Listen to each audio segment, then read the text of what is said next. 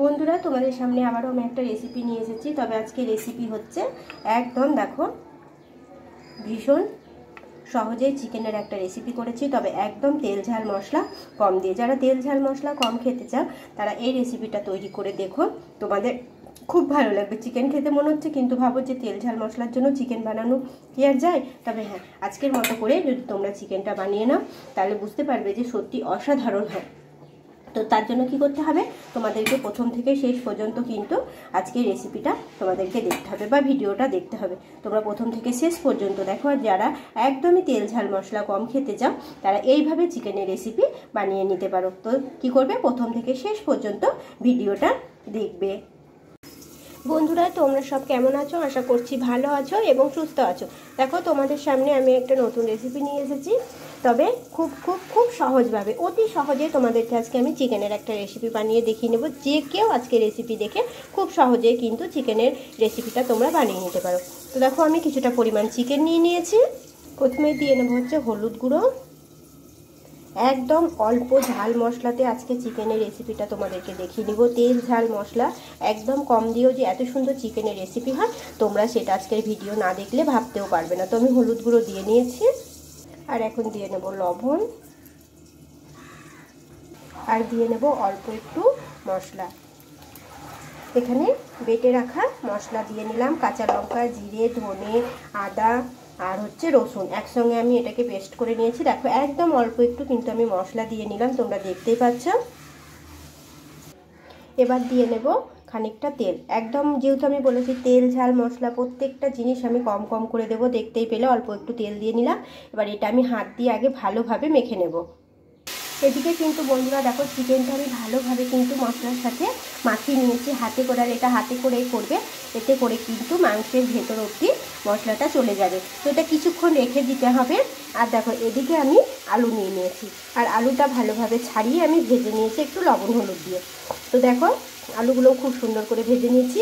Chicken হবে আর সেই সাথে চিকেনে আলু দেবো না, সেটা তো হতেই পারে না। আমার বাড়িতে যখনই চিকেন হবে আলুটা আমাকে দিতেই হবে। তো এইভাবে চিকেনটা কিছুক্ষণ মেখে রেখে দেবো। আবারও বলছি, তেল ঝাল মশলা একদম কম। বন্ধুরা, আমি আলু ভেজে নিয়েছিলাম, আর ওই কড়াইয়ে হচ্ছে অল্প একটু তেল ছিল, একদম অল্প। দেখতেই পাচ্ছ পেঁয়াজগুলো আমি দিয়ে নিয়েছি, আর সাথে দিয়ে নিয়েছি তেজপাতা দুটো। দেখো, একটুও কিন্তু তেল নেই। তো এইভাবে পেঁয়াজটা আমি একটু ভেজে নেব। আর দিয়ে নিয়েছি অল্প একটু হলুদ, আর দিয়ে নিয়েছি অল্প একটু লবণ। তো এইভাবে লবণ হলুদ দিয়ে পেঁয়াজটাকে আগে আমি ভালোভাবে ভেজে নেব।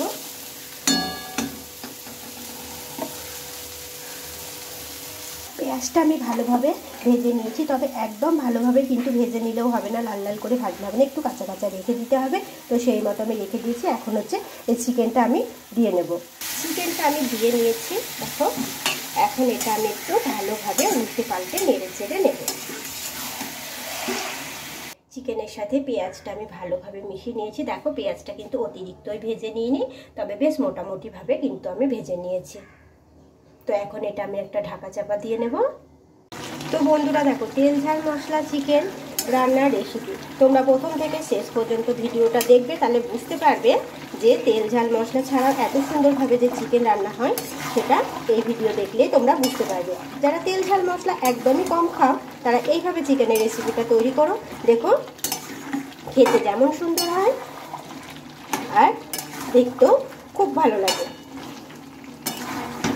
তো দেখো, চিকেনটা আমি ঢাকা চাপা দিয়ে এইভাবে কিছুক্ষণ রান্না করে নিচ্ছি। তবে এখনও কিছুক্ষণ চিকেনটা আমার রান্না হবে, মাঝে তোমাদেরকে ভাবলাম একবার দেখিয়ে নিই, তো সেই জন্য একবার দেখিয়ে নিচ্ছি। তো দেখো, তেল ঝাল মশলাও যে চিকেন হয় সেটা কিন্তু একদম ভাবাই যায় না। আর যারা একদমই তেল ঝাল মশলা কম খায় তাদের পক্ষে তো প্রচণ্ড আজকে রেসিপি ভালো। এখন দিয়ে নেব হচ্ছে আলু। তো ভেজে রাখা আলুগুলো এই চিকেনের ওপরে এখন দিয়ে নিলাম। দিয়ে এটা একটু ভালোভাবে মিশিয়ে নিতে হবে। আর তারপরে আবারও একটা ঢাকা চাপা দিয়ে এটাকে কিছুক্ষণ রান্না করতে হবে। তবে হ্যাঁ, গ্যাসের আঁচটা কিন্তু অল্প একটু কমিয়ে নেবে, এতে করে চিকেনটা খেতে খুব ভালো লাগবে। বেশি আঁচে রান্না করলে তো রান্না ভালো হবেই না, এতে করে খেতেও ভালো লাগবে না। তো দেখো, এইভাবে আমি মিশিয়ে নিচ্ছি। আমি আলু দিয়েছি, তোমরা চাইলে আলু নাও দিতে পারো, তবে বললাম যে আলু না ছাড়া তো চিকেন আমার বাড়ি হবেই না। অধিক কারণ একদম খুব পরিমাণে কম। তবে আলুটা আমাকে দিতেই হয়, যে আজকে চিকেন রান্না করলাম আলু দিলাম না, এরকম আমার বাড়িতে রান্নাটা খুব কম হয়। তবে হ্যাঁ, আলুটাও কিন্তু আমাকে দিতেই হবে। তো এই যে ঢাকা আবারও আমি দিয়ে নিলাম। চিকেনটা কিন্তু প্রায় আমার কষানো হয়ে গিয়েছে। এখন হচ্ছে আমি এটার মধ্যে দিয়ে নেব জল। তো কিছুটা জল দিয়ে নেব। তোমরা যদি জল না দিতে চাও তাহলে কিন্তু এই পজিশনে তোমরা নামিয়ে নিতে পারো। আমি যেহেতু এটা একটু ঝোল ঝোল করে বানাবো, সেই জন্য আমি জল দিয়ে নিচ্ছি। দেখো, তেল ঝাল মশলা ছাড়া চিকেন খুব সুন্দর। দেখো, জল দিয়ে নিয়েছে, আর এটা একটু ফুটলেই এটা কিন্তু হয়ে আসবে।